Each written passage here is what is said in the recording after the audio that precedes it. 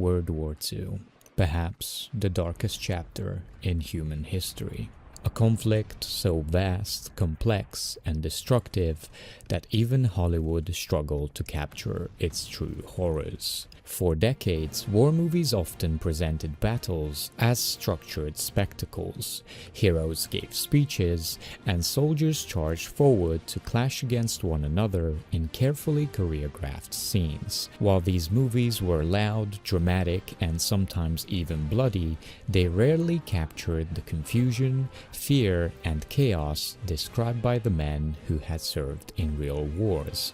And while audiences were able to observe combat from a distance, they were never truly forced to experience it for themselves until 1998. The film we're covering today would go on to redefine war cinema. Yet, it didn't begin as a quest for realism nor depiction of the horrors of war, for that matter. Its earliest spark came from screenwriter Robert Rodat, who was inspired by stories from World War II. One real-life case in particular stood out to him, the story of the Nyland brothers, where after 3 out of 4 brothers were reported killed or missing in action, the military intervened to bring home the family's last remaining son. From this, Rodat developed a simple but powerful concept, a mission to bring one soldier home from the chaos of war.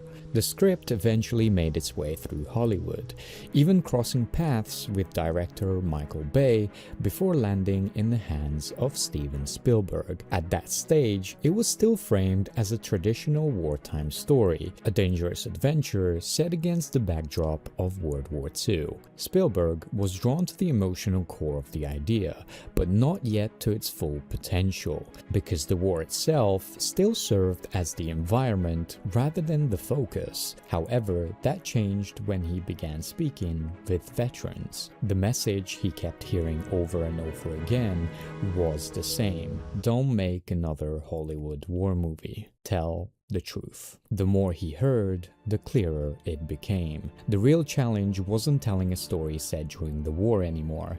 It was finding a way to bring audiences as close to the reality of it as possible.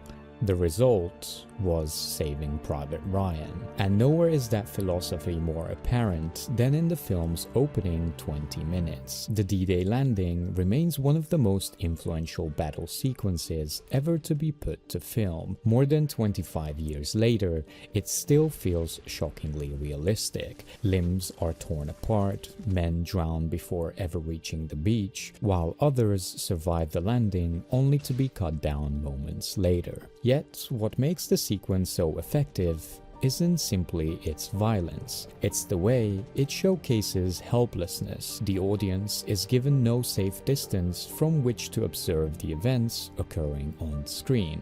It feels less like watching a battle and more like being trapped in one. What makes this achievement even more remarkable is how it was created. Long before digital effects became common, Spielberg and his team relied heavily on practical effects, real explosions, extensive prosthetics, and carefully choreographed chaos. The horror feels tangible because most of it is tangible. Every injury feels brutal. Every explosion leaves a mark on the environment and the men caught within it. However, there is a tendency among audiences to treat the opening sequence as the film's only achievement, as if the movie begins with D-Day and spends the rest of its runtime trying to live up to it. I, for one, disagree with this statement. The opening battle is not the destination, but an incredibly strong statement upon which the rest of the film is built, setting the tone for the story to ask difficult questions about sacrifice, morality, and duty by establishing the true cost of war. Then the mission begins, which in every sense of the word seems absurd. 8 men are ordered to risk their lives in order to save the life of one. Even the characters question the logic of their objective multiple times. Why should one life be considered more valuable than the life of multiple others? The film never provides a clear answer to this question. Instead, it forces both the characters and the audience to debate the answer, and perhaps that is where the deeper meaning of the movie's story begins to emerge. The mission becomes a metaphor for war itself.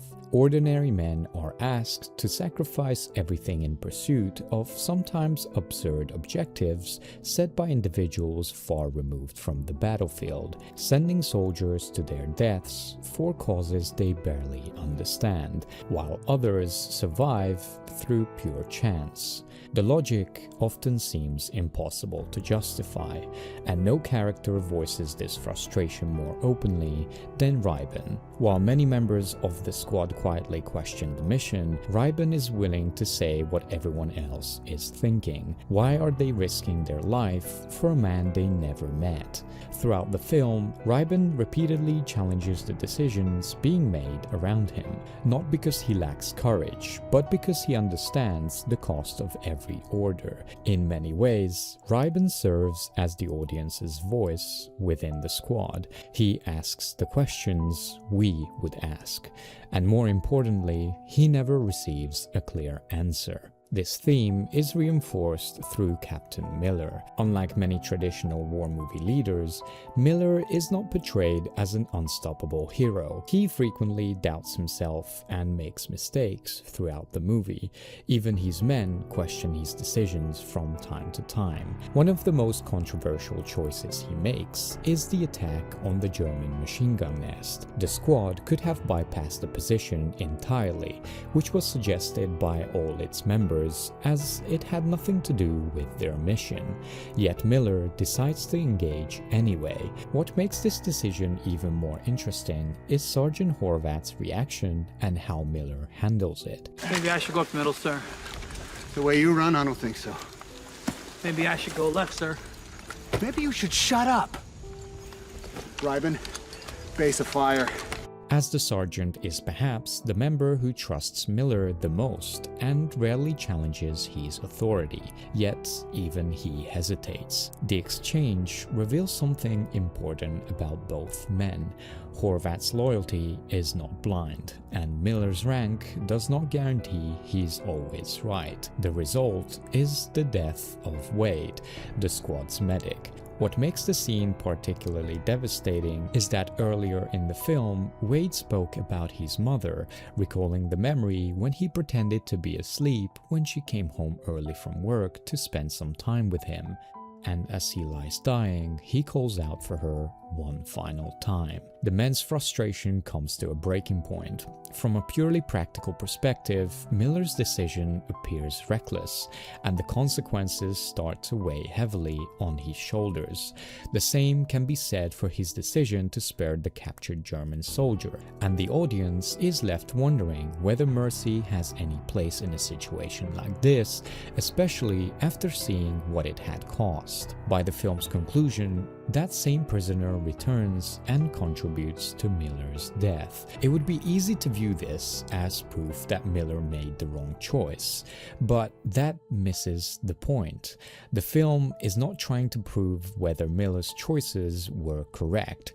Instead, it's trying to demonstrate the impossible burden of making such choices in the first place. Every decision carries consequences, some immediate, some delayed, and many impossible to predict. The burden of war is not only reflected through the choices the characters make, but also through the ways they attempt to justify them. Private Jackson, the squad sniper, frequently quotes the Bible before taking a shot, asking God himself to guide his aim. In the beginning of the movie, while Jackson recites the Bible as he kills, injured soldiers on the beach are shown praying desperately for survival, presenting us with another uncomfortable reality of war, that even deeply held beliefs can become intertwined with violence when survival is at stake. In final irony, Jackson is killed in a church, surrounded by the faith he so often calls upon before pulling the trigger. Together, the squad forms a group of ordinary men brought together by combat.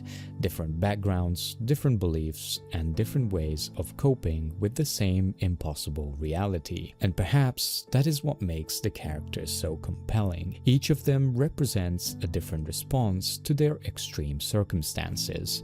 However, among them, no member of the squad sparks more debate than Upham. In my opinion, few characters in the history of cinema have been as misunderstood as he is. For many, Upham is simply the coward, the man who freezes when his comrades need him the most. But this interpretation overlooks what the character represents. Upham is not a soldier, in the traditional sense at least. He is a translator. He enters the story with the same perspective as the audience, believing that reason and humanity should be the answer even in times of war. The other soldiers, however, have already learned otherwise. Throughout the movie, Upham struggles to reconcile his ideals with the reality unfolding around him. This internal conflict reaches its tipping point during the final battle. As Mellish is brutally killed only a few meters away, Upham remains frozen, unable to act. It is one of the most painful scenes in the entire film, not because it shows cowardice, but because it shows the destruction of his beliefs. By the end of the story, the idealistic young man we met at the beginning is gone. War has broken him. Upham.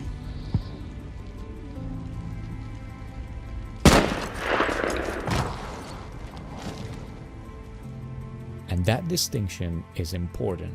Saving Private Ryan never glorifies transformation through violence.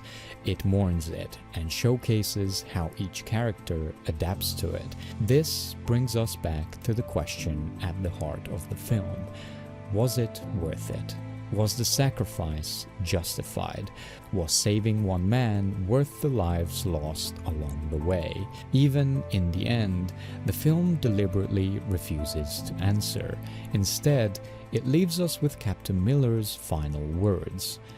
Earn this. On the surface, the message is directed toward Ryan, but it extends far beyond him and confronts the audience directly. What do we owe those who sacrificed everything before us? Can a life ever truly justify another life lost? These are the questions that linger long after the credits roll, and perhaps that is why Saving Private Ryan continues to endure. Not just because of the violence or the realism, since those elements are merely tools used to deliver something far more meaningful. What makes the film unforgettable is its willingness to confront the uncomfortable truths about war, the helplessness, the sacrifice, the impossible choices, and the burden carried by those who survive this unforgiving chaos. More than 25 years after its release, Saving Private Ryan remains one of the greatest films ever made. Not just because it shows us what war looked like in its most horrifying form, but because it forces us to ask what war costs.